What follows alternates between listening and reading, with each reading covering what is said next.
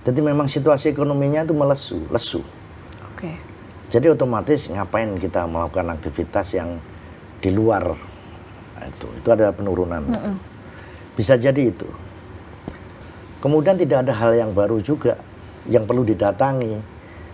Ya bisa mendatangkan orang, bisa menggerakkan ekonomi. Ya ini tadi juga kemajuan teknologi ini membuat kita ini malas bergerak.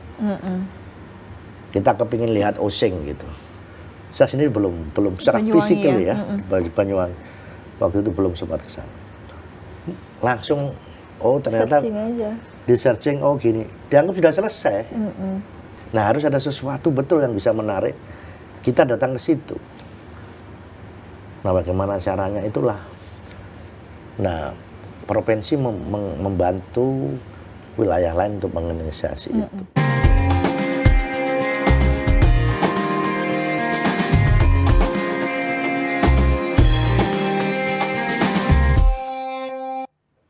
Assalamualaikum warahmatullahi wabarakatuh. Dulur Jatim semua, jumpa lagi di Jatim Channel Podcast DPRD Provinsi Jawa Timur. Gimana kabar hari ini? Semoga selalu sehat ya dulur Jatim semua. Hari ini Silka Sorizona hadir untuk nemenin dulur Jatim semua, tentunya di Jatim Channel untuk membahas terkait dengan revitalisasi objek wisata untuk meningkatkan pendapatan masyarakat di Jawa Timur. Dan tentu saja Silka tidak sendiri, Silka sudah hadirkan narasumber yang luar biasa hari ini, Bapak Oni Setiawan SE dari fraksi PDI Perjuangan Komisi B DPRD Provinsi Jawa Timur Dapil 12 Tuban Bojonegoro. Assalamualaikum Pak Oni. Waalaikumsalam Mbak Silka. Jumpa lagi, gimana kabar hari ini Pak? Alhamdulillah Mbak. Alhamdulillah. Pak Oni, hari ini kita akan membahas terkait dengan revitalisasi objek wisata. Kalau sebelumnya kan Pak Oni pernah datang nih, hadir di sini bahas soal cagar budaya gitu ya, kawasan wisata juga Gunung Penanggungan, dan hari ini kita bicara objek wisata yang ada di Jawa Timur. Ini kan Jawa Timur terkenal dengan wisata yang beragam sekali, ada wisata religi, wisata alamnya juga tidak kalah luar biasa, wisata sejarah, edukasi dan lain sebagainya. Nah, bagaimana mengelola wisata ini supaya bisa memberikan dampak ekonomi bagi masyarakat, juga berkelanjutan juga. Kalau Bapak melihat urgensi dari revitalisasi objek wisata khususnya di Jawa Timur, apa sih Pak Oni?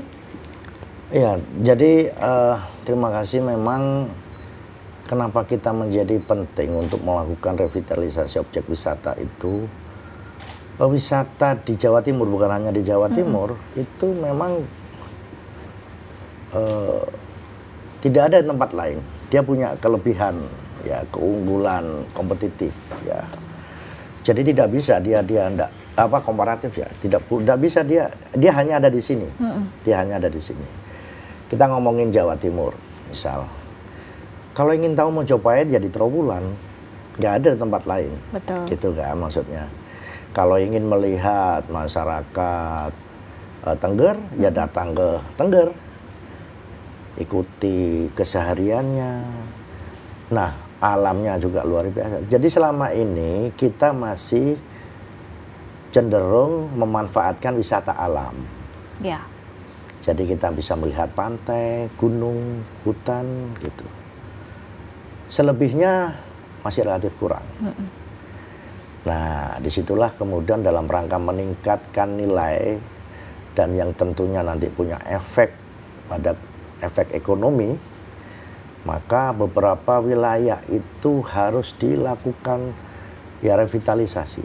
Bisa dikatakan revitalisasi juga bisa menjadi perbaikan program, pencitraan dan lain sebagainya. Jadi dioptimalkan lagi perannya. Bisa membuat lebih bergairah lah ekonomi di Jawa Timur kan gitu. Melalui wisata-wisata itu ya. Melalui wisata itu. Sejauh ini Pak, peran DPRD Jawa Timur khususnya Komisi B ya mendorong kebijakan pengembangan dan revitalisasi itu sudah sejauh apa? Ya sebetulnya yang dilakukan oleh Jawa Timur juga sudah lumayan bagus lah ya. Jadi begini sebetulnya, objek wisata itu cenderung milik pemerintah kabupaten atau milik swasta. Oke. Karena dia ada di tempat ya. Kecuali beberapa wilayah miliknya nasional kayak Mojopahit, ada museum Trowulan misal. Nah, maka provinsi ikut membantu mendorong mempromosikan itu. alangkah baiknya jika memang menginisiasi suatu kegiatan tahunan rutin. Selama ini juga Provinsi Jawa Timur menginformasikan, mempromosikan, mendorong, tetapi menurut saya citra tentang Jatimnya sendiri perlu diperkuat. Belum nampak kuat. Oke. Belum nampak. Yang nampak malah lokal-lokalnya. Iya, betul. Nah, padahal Jawa Timur ini adalah mosaik dari, kalau Prof. Hotman dan beberapa sosiolog lain membagi, ada wilayah Mataraman, ada wilayah Petalungan, ada wilayah Madura, ada wilayah Arek. Dia punya budaya yang berbeda. Nah, kalau kemudian itu ditampilkan oleh pemerintah provinsi, orang akan ngerti. Oh, ternyata Jawa Timur ini memang beragam sekali. Nah, ini yang menurut saya ada baiknya nanti Dinas Provinsi, Dinas Pariwisata ini merumuskan aktivitas kesenian yang bisa memperkuat citra tentang Jawa Timur sehingga orang datang ke sini, Betul. sehingga bisa mengembangkan pariwisata di Jawa Timur. Ya.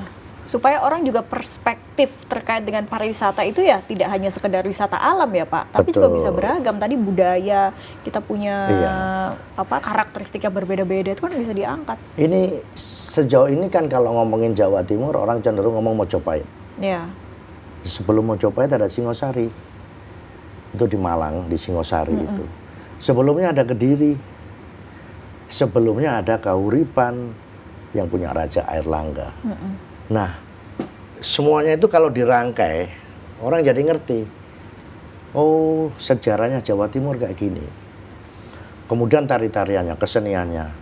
Di wilayah Arek lebih banyak kesenian ludruk. Sekarang coba, kalau nyari ludruk di mana? Kamu mau lihat ludruk? Ya di Jawa Timur. Iya, susah tapi. Iya betul. Susah. Agak susah. Susah ludruk itu sekarang sudah hampir. Nah, kami memang sampai sekarang ada pelestarian ludruk.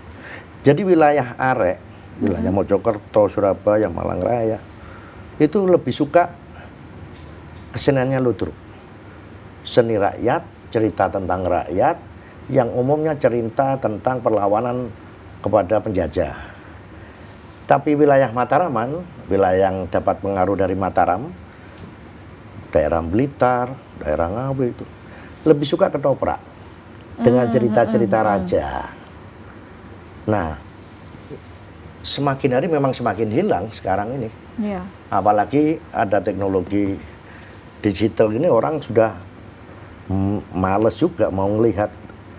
Nah, wilayah Madura yang cukup khas dengan cerita-cerita. Ini tantangan saja sih sebetulnya. Jadi harusnya kita membuat ini lebih menarik sehingga datang orang paling tidak ngomongkan wisata lokalnya, turis lokalnya mau kemana dia ngerti.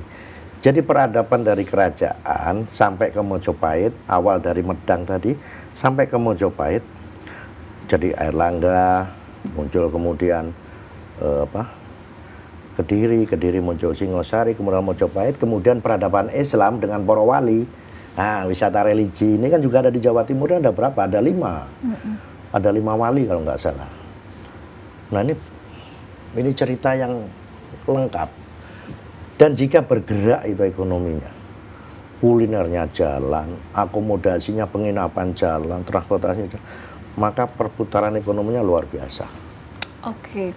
Artinya apa Pak yang kemudian, ini kan kalau kita lihat banyak tempat wisata yang belum cukup optimal ya, padahal potensinya besar. Tadi kalau kita bicara tarikan, ini setiap tempat ada sejarahnya, ada tarikannya, kemudian belum lagi mungkin didukung dengan alamnya, begitu. Nah, tapi apa yang kemudian menjadi hambatan atau permasalahan? Karena kurangnya promosi kah? Atau mungkin infrastrukturnya kah? Atau tata kelola manajemennya kah yang masih belum optimal? Apa Pak? Saya lebih bicara tentang promosinya ya. Promosi ya kurang ya. Soalnya mohon maaf ya, kalau kita berbicara, kalau kita ke Bromo Tengger, dulu kita hanya berbicara tentang matahari terbit. Iya. Tapi sekarang ada tradisi-tradisi yang diikuti, yang dipublikasikan, karo gitu ya, ada selain kasodo ya. Kemudian kalau dulu ya hanya lihat itu di daerah dingin gitu aja. Nah, direvitalisasi, dioptimalkan, kemudian ada sekarang kendaraan tidak boleh masuk di kawasan itu, haruslah pakai chip lewat kawasan pasir. Ini kan banyak sekali yang bisa di-create ya. Nah, di wilayah lain harusnya begitu juga. Tetapi kalau kemudian itu tidak sempat membuat orang tertarik datang ke sana, maka ya makanya enggak akan menghadirkan itu. Saya pikir itu harus itu. Iya. Kadang-kadang hal-hal yang kecil yang bisa dilakukan bisa apa ya maksud saya. Jadi kayak kemarin kebetulan saya pas ke Trowulan ketemu dengan teman, saya lihat anak-anak TK itu berbis-bis datang ke museum itu, dia senang sekali. Ya dia senang karena apa kita enggak tahu juga gitu. Tapi cobalah dikasih ruang. Apalagi kemudian di sana ada belajar menanam padi, dia mengenal, dioptimalkan ya di setiap wilayah, kemudian dipromosikan. Tapi kalau sarana untuk mencapai ke sana, tak pikir sudah selesai lah, jalannya sudah bagus dan lain sebagainya. Oke, hanya tadi kurang promosi, kurang program yang menarik juga. Ya. Programnya kurang menarik. Ada bukan kurang menarik, tapi perlu program kekinian. Nah, kita tinggal cari itu apa. Jadi biar tidak apa ini kan dunia sudah berubah ini. Betul. Nah, harus dicari angle-nya ini, sudut apa yang program apa yang bikin mereka menarik. Festival-festival mungkin ya. Ini kan anak-anak muda lebih seneng tuh yang model seperti itu ya Pak. Tapi kalau revitalisasi objek wisata ini masuk juga dalam RPJMD yang kemarin Pak. Jadi prioritas juga enggak Pak? Ya ada mungkin ya, tapi tidak menjadi mungkin tidak prioritas, jadi ya? Prioritas belum ya. Jadi memang karena ya itu tadi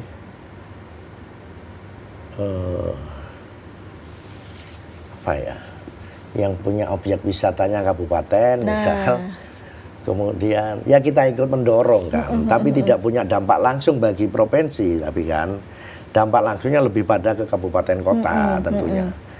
Tetapi pasti akan berdampak ke provinsi karena kalau ya ini harus diharmonisasi ya, artinya tahun berapa dulu kami pernah diajak bertemu berdiskusi oleh Dinas Pariwisata untuk membicarakan soal ini, untuk membicarakan soal Mojopahit, untuk membicarakan soal Bromo, untuk membicarakan ini, kemudian itu dikemas dan nah itu maksud saya. Nah sekarang zamannya semakin sulit toh sekarang ini, orang bergerak ke satu wilayah dengan tujuan wisata tertentu sulit. Karena sekarang ada kadang kepingin kita lihat Trowulan ya kita tinggal search. Oh kayak gini toh. Nah kalau enggak punya.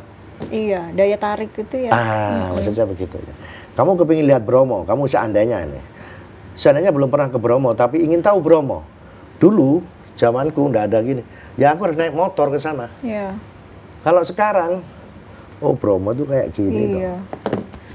Betul, apalagi sekarang udah ada AI Pak, yang kita nggak usah ke sana, udah ada muka kita itu di belakangnya Bromo. Betul. Gitu. Nah itu nanti malah kalau tidak pinter-pinter kita mengoptimalkan tadi, memanage, memunculkan program-program baru wisata yang baru, mati nanti. Betul. Termasuk juga tadi ya soal sinergi itu ya Pak. Jadi supaya mungkin tidak jalan sendiri-sendiri begitu ya. Supaya perputaran ekonomi ini juga menjadi lebih optimal. Nah kondisi kayak gini yang paling bisa menggerakkan ya sebetulnya ya pariwisata, kuliner kayak gini-gini. Ini kan kondisinya cukup sulit lah. Iya. Ya cukup sulit, maka kita tinggal mengoptimalkan sedikit lah. Kita punya banyak tempat-tempat wisata. Ya tinggal kita meng-create sedikit lah supaya terjadi pergerakan ekonomi. Tapi kalau bicara soal sektor pariwisata dalam konteks serapan tenaga kerja ini Pak, gimana sejauh ini Pak? Ya yang paling bisa diukur kalau ngomongin pariwisata kan transportasi ya, pesawat dan sebagainya. Kemudian akomodasi hotel gitu ya. Nah selagi dia masih dari sisi pariwisata hotel ini kan lebih banyak sebetulnya untuk kegiatan-kegiatan meeting, kegiatan-kegiatan bisnis, bukan ke akomodasi pariwisata. Kalau saya cakupan itunya ya. Beda dengan misal hotel-hotel di Bali, dia memang disediakan untuk wisata. Memang dunianya dunia wisata di sana. PAD-nya dari pariwisata. Nah, untuk ngomongkan penyerapan tenaga kerja sebetulnya, kalau dalam satu wilayah itu ramai, maka UMKM-nya jalan. Maka dia bisa kemudian ada aktivitas ekonomi yang membuat orang bekerja, tapi informal ya. Informal. Formalnya ya perhotelan kayak gitu aja sih. Nah, ini kan situasi sulit sekarang ini. Ini situasi sulit. Nah, sehingga usaha-usaha mikro pariwisata ini sektor yang masih bisa bertahan menurut saya. Justru masih bisa bertahan iya ya dong, Pak? dia malah yang bisa bertahan. Karena dia tidak banyak aktivitas produksinya, tidak banyak biaya. Dia hanya meng-create itu. Itu dari sisi ekonomi. Dari sisi pendidikan, kalau kamu belajar sejarah itu malas, ya dibuat wisata sejarah. Nah kalau kemudian malas baca gitu ya, ya kita dulu pernah studi tour ya. Waktu aku SMA itu studinya ke salah satu Nurtanio Bandung dulu namanya. Wah, dengan bangganya melihat teknologi. Aku datang ke satu tempat yang bersejarah juga. Kalau suruh baca males.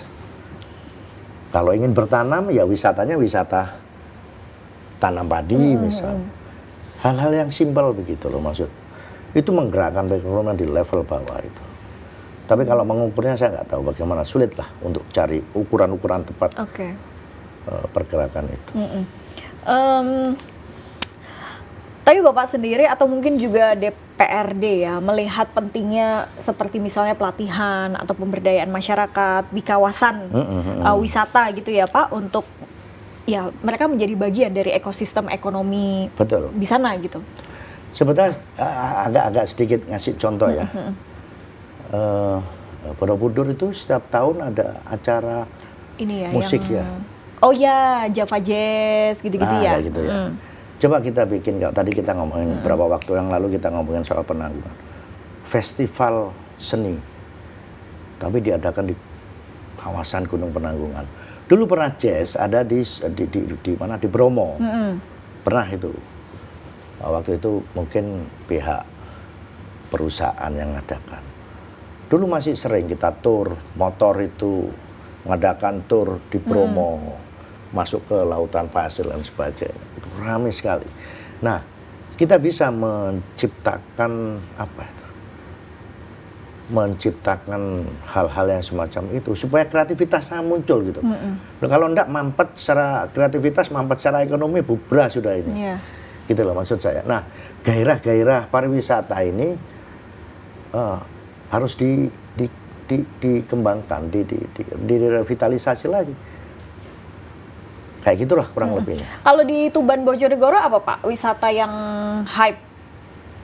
Kalau di Bojonegoro itu wisatanya yang geologi ya. Yang benteng-benteng itu bukan Bojonegoro ya Pak ya? Ngawi. Oh itu Ngawi. Benteng Pendem Ngawi.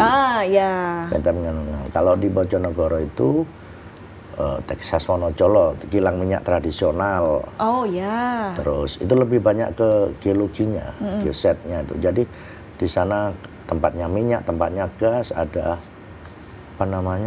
kayangan api. Kalau di Tuban, Wali, Sunan Bonang gitu. Tapi itu di sana juga masih banyak yang bisa di-create gitu. Cuman kalau yang Tuban itu karena jangkauannya agak jauh ya. Iya. Orang mau datang ke Tuban itu harus jalurnya Pantura itu agak aksesnya juga perlu jalannya agak jauh lah. Udah di pinggiran gitu loh maksudku. Jadi agak, kalau yang di tengah-tengah gini kan enak. Kita datang ke Malang misalnya. Tapi ya kebetulan di Malang ada kampus-kampus jadi rame gitu ya. Kalau di Malang Raya lebih pada wisata buatan, dia ada museum angkut, dia ada kafe, dia bisa meriah gitu. tinggal bagaimana kita mengoptimalkan objek-objek wisata tadi, termasuk wisata yang paling kelihatan sejarah dan budaya tadi. Oke. Begitu. Pak, monggo Pak Ya. diminum dulu Pak sambil kita ngobrol-ngobrol wisata. Kalau data yang saya peroleh nih Pak, data BPS 2024, ini pengunjung wisata di Tuban menurun dari 6,8 juta menjadi 6 juta orang. Sementara di Bojonegoro ini turun cukup drastis, 1,17 juta menjadi 296 ribu pengunjung. Nah, gimana pandangan jenengan terkait penurunan ini? Langkah konkret apa untuk ya meningkatkan geliat wisata ya, khususnya di Tuban Bojonegoro itu Pak? Tapi ini pandangan saya, versi saya. Jadi memang situasi ekonominya itu lesu. Oke. Jadi otomatis ngapain kita melakukan aktivitas yang di luar itu ada penurunan. Bisa jadi itu aktivitasnya jadi berkurang karena kemudian tidak ada hal yang baru juga yang perlu didatangi. Sebetulnya kalau kita ngomongin Jawa Timur lebih banyak wisata lokal kan, bukan wisata luar negeri gitu loh, karena kita lebih ngomong pergerakan lokal. Ini saya tahu dari teman saya yang punya stand pariwisata di daerah Malang. Ini lebih banyak wisata lokalnya.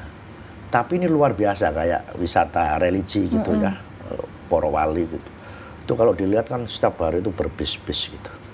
Nah, penurunan bisa karena memang secara ekonomi, kondisi ekonominya lagi lesu. Yang kedua memang tidak ada hal yang baru yang di-create di satu wilayah itu. Ya mungkin ya hanya itu saja. Ramenya Tuban ya Sunan Bonang itu aja. Yang lainnya tidak ada nampak yang lain gitu. Pantai gitu Pak, kurang juga ya? Kalau Ya Tuban memang di sana ada pantai, banyak pantai ya. Tetapi kan wisata alam ya harusnya bisa menarik juga. Jadi itu bagaimana kita mempromosikan itu. Tapi saya kok melihat jarang ya, tidak begitu ini ya. Mungkin karena aksesnya juga kalau misal dari kota-kota besar Jauh. ini cukup jauh ya. Mungkin kalau ke pantai orang akan berhentinya di Lamongan gitu. Bisa jadi di sana ada Taekwondo. WBL. Iya betul. Ya. Kemudian apa? Buah Maharani itu iya, ya. itu tinggal. Lah maksud saya begitu, revitalisasinya itu macam-macam lah ya. Sesuatu yang terbengkalai ditata ulang, sesuatu yang sudah ada di-create ulang dengan kegiatan-kegiatan yang baru. Nah, maksud saya begitu. Ada festival atau apa. Ada satu kesenian gemblak itu yang hanya ada di Tuban loh. Gemblak. Itu bentuk apa? Tarian juga atau seperti drama apa? kayak ludruk tapi di era lama cerita Panji. Tapi orang tidak tahu. Padahal itu satu-satunya karya Panji, cerita Panji ada di Saya aja nggak tahu loh Pak, baru dengar. Iya. Ya karena di sana juga kurang promosi juga. Mungkin ya. Nah, maksud saya pergerakan orang tadi, pergerakan masyarakat tadi kalau dikasih program yang bagus ya bisa mendatangkan orang, bisa menggerakkan ekonomi. Ya ini tadi juga kemajuan teknologi ini membuat kita ini malas bergerak. Kita kepingin lihat Osing gitu. Saya sendiri belum secara fisikal ya, bagi Banyuwangi. Waktu itu belum sempat ke sana. Langsung ternyata di searching gini, dianggap sudah selesai. Nah, bagaimana kita ngomongin Osing pasti menurun itu. Sudah teknologinya kayak gini, sudah malas dia. Paling gini tok. Padahal dia nggak pernah. Nah, harus ada sesuatu betul yang bisa menarik kita datang ke situ. Nah, bagaimana caranya itulah. Nah, provinsi membantu wilayah lain untuk menginisiasi itu. Atau ini mungkin Pak, wisata kuliner. Kalau Tuban Bojonegoro itu apa Pak? Ini ciri khasnya? Ya kalau makanan di sana ikan laut, rajungan. Rajungan juga. Iya, terus belut. Ya memang itu menarik. Tapi kalau sekarang karena ada tol ya, dari sini ke Jakarta, dulu kalau lewat Pantura kan lewat Tuban. Iya. Kalau sekarang betul sudah lewat tol ya. Yang lewat sana hanya truk-truk saja, sehingga berkurang orang yang berkurang pengunjung anunya. Kelihatan sekali, terasa sekali itu. Saya pikir itu kalau daerahnya sudah di pojok sana, sudah jarang dilewati karena ada akses tol sudah ada, kemudian tidak ada sesuatu yang baru, ya membuat kita jadi inilah. Atau mungkin ada wacana misalnya seperti Trans Jatim tuh Pak, itu kan sampai Paciran ya. Mungkin itu apakah memungkinkan nggak misal dibikin wacana sampai Tuban misalnya. Jadi orang yang dari Surabaya misalnya iseng-iseng main ke sana deh kuliner atau ke pantai gitu. Itu harusnya lewat Pantura ya. Jadi yang jarang dilalui kan di pantai utara itu. Bisa dihubungkan tinggal kemarin dari Paciran ya. Paciran. Tarik lagi tinggal satu kabupaten ke Tuban, Trans Jatimnya itu. Saya pikir itu gagasan yang menarik untuk bisa melihat kawasan pantai lewat Pantura. Karena kalau lewat tengah kan sudah ada sarana transportasi yang sudah cukup ya. Itu saya pikir ya bagus juga kalau memang memungkinkan sampai di sana. Jadi tidak ada satu wilayah yang bisa dikatakan jarang didatangi, semuanya harus ini. Oke. Bicara promosi Pak Oni kan sampaikan juga kita ini promosinya kurang gitu. Padahal digitalisasi itu juga hari ini sudah lebih mudah lah digunakan. Sebetulnya kan kita bisa promosi lewat digital, tidak harus dengan yang effort berlebihan gitu. Tapi kok masih sulit aja nih Pak dalam segi promosi nih. Kalau Pak Oni sendiri lihat gimana dan bagaimana memaksimalkan penggunaan digital ini ya? Kenapa kok sulit sekali ya? Jadi digital ini sebetulnya sesuatu yang dia lebih detail ya. Sekarang kita tidak perlu lagi melihat konser musik dengan jumlah pengunjung yang ribuan. Justru sekarang itu kecil, detail, informatif itu lewat digital. Bisa menggerakkan orang datang gitu. Iya. Nah, sudah ada provinsi punya ini sistem informasi wisata itu berbasis digital. Tapi kalau hanya informasi tidak mampu menarik orang untuk bergerak itu ya menurut saya kurang. Jadi kita ngomong Museum Trowulan ada di Mojokerto, Museum kemudian Bromo ada di sana Tengger, di ini ada Penanggungan. Tapi tidak mampu membuat orang tergerak datang ke situ. Apa yang membuat saya harus datang ke sana? Nah, narasi itu kan harus, itu disebut dengan promosi kan di situ juga. Nah itu harus ditingkatkan menurut saya. Karena sekarang eranya digital. Kalau beberapa tahun yang lalu Jawa Timur itu sempat mengadakan pameran wisata apa itu ya, Mojopahit kalau nggak salah, besar gitu. Itu berapa tahun yang lalu. Nah sekarang memang zamannya sudah berbeda. Nah tinggal bagaimana cara mempromosikan itu sehingga membuat orang tertarik datang ke Jawa Timur. Itu saya pikir. Itu dia. Ya tetap harus dicarilah jalan keluarnya promosinya itu. Karena kalau di digital sekarang kan Pak, kalau kita lihat di medsos kadang warung kecil aja kalau pinter menarasikannya itu bisa sampai dari mana-mana datang gitu. Saya kemarin waktu dari Jogja pulang ngobrol sama drivernya itu taksi, bercerita bagaimana Gunung Kidul itu satu wilayah yang tandus sekarang jadi wilayah yang didatangi oleh wisatawan. Luar biasa. Lah hal-hal kayak gitu itu pemerintah harus mampu menggerakkan itu sehingga kayak tadi berapa waktu kita ngomong Penanggungan, sesuatu yang kering aja bisa di-create kayak gitu menjadi luar biasa kok. Dulu berapa waktu yang lalu saya sempat ke Gunung Kidul, ada di Papindol, terus kita ngafe macam-macam ya, wisata edukasi menanam atau apa.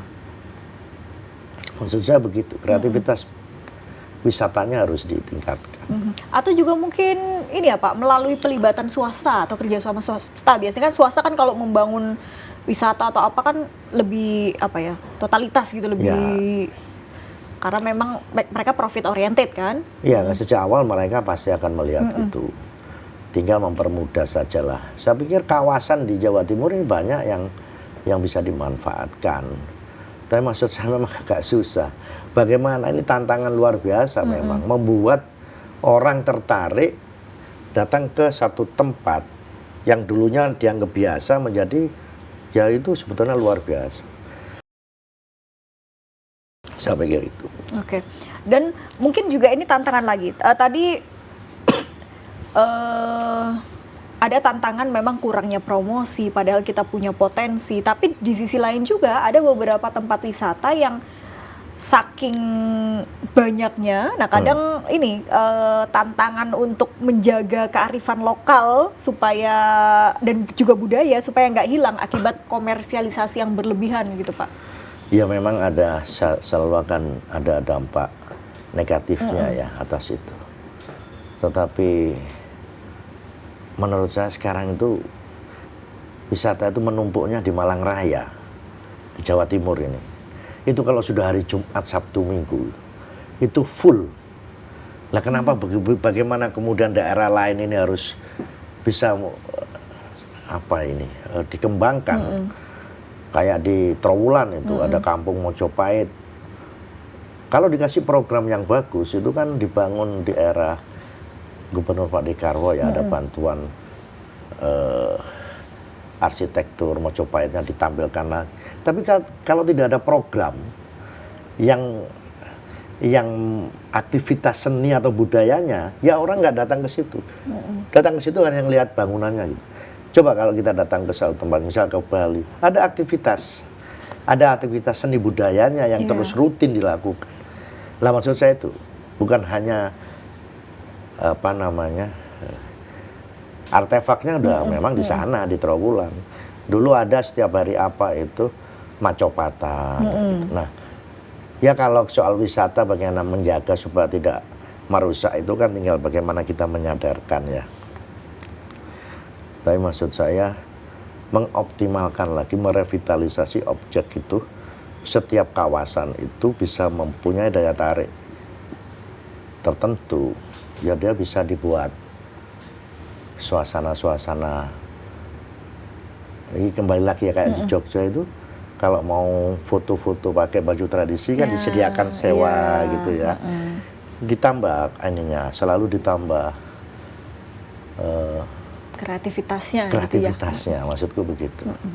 Nah itu yang mungkin ya di Jawa Timur kedepannya harus lebih kreatif lah, lebih dibuat hal-hal itu, karena situasi ekonomi yang lesu begini ini, wisata ini masih bisa menampung, masih bisa survive dia justru. Apalagi yang wisata kayak desa wisata gitu ya Pak. Betul. Yang maksudnya relatif terjangkau lah. Betul. Nah biasanya masyarakat akan memilih datang ke sana. Kampung gadget itu kayak di Sidoarjo. Ada mainan kayak gitu-gitu. Itu menarik Pak, saya pernah juga ke situ. Menarik ya gitu ya kan, menarik maksudku, dan itu bisa dilakukan oleh desa yang lain. Saya tadi di Lumajang juga ada desa wisata yang menampilkan bandengan tadi. Nah hal-hal begitu yang didorong, dibantu supaya tergerak ini perekonomian lokalnya. Saya pikir gitu. Kalau terkait dengan green economy nih Pak, sekarang kan bagaimana membangun segala hal termasuk juga sektor pariwisata itu bisa tetap berkelanjutan. Artinya tidak hanya sekedar kita mungkin membangun sesuatu yang terlihat indah hanya untuk beberapa saat, tapi juga berkelanjutan gitu Pak. Nah ini gimana kalau dalam konteks ekonomi hijau Bapak melihat, atau apakah ada kebijakan, inisiatif dari DPR sendiri mendorong wisata berkelanjutan di Jawa Timur? Kalau soal itu, saya kira kita sudah sadar ya untuk wisata. Kalau soal untuk wisata ya untuk berkelanjutan ya.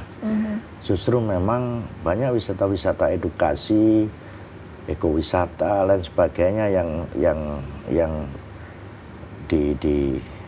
dibangun. Saya tidak kalau itu masih oke lah ya. Kalau di kita masih oke ya. Tidak, justru karena bukan industri manufaktur yang yang harus menjaga keberlangsungan. Kalau di wisata ini kan, pariwisata ini cenderung tetap menjaga soal itu. Tidak. Paling pol ya sampah sajalah yang diatasi. Tidak ada kemudian semacam industri pencemaran lain sebagainya.